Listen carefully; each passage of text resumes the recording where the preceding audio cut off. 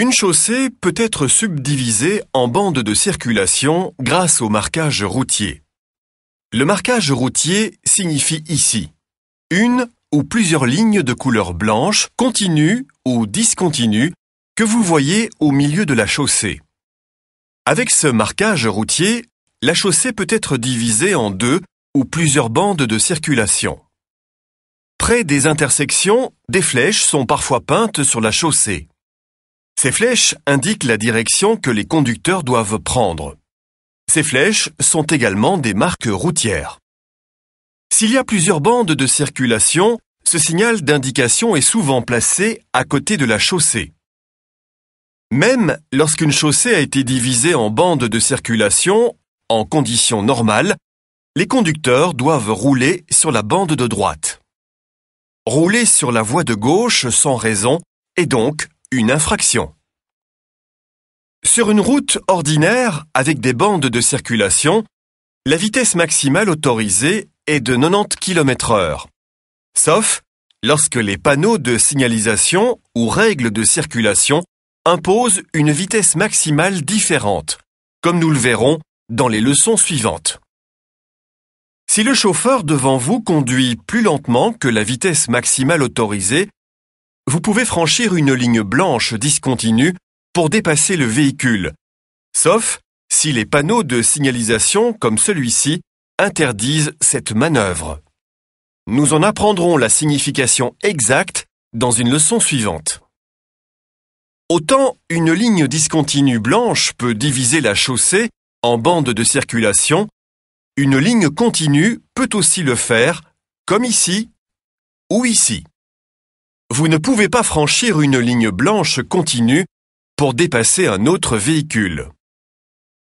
Finalement, une ligne continue et une ligne discontinue de couleur blanche peuvent être peintes côte à côte.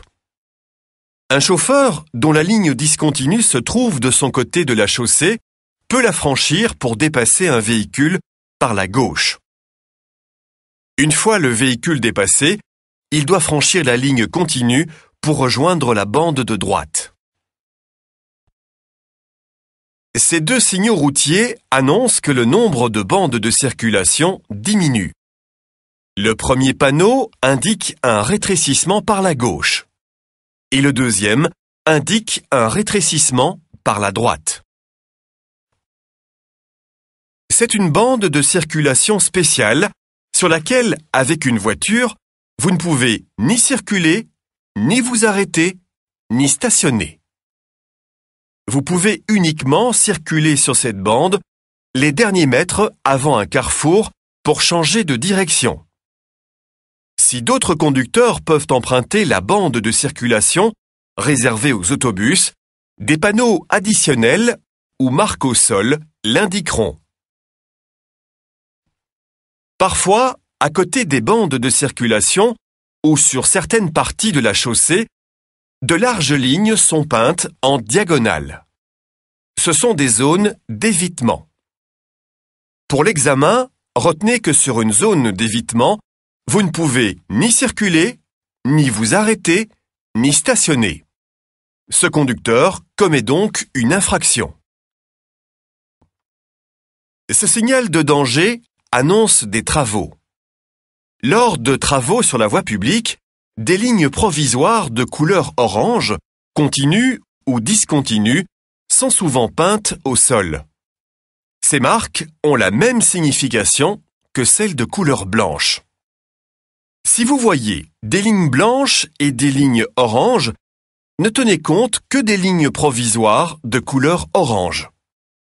Lors de travaux sur la voie publique, certains panneaux de signalisation sont utilisés. Il est très important que vous connaissiez la signification de chaque panneau. Vous trouverez ces descriptions sur cette page sous la vidéo.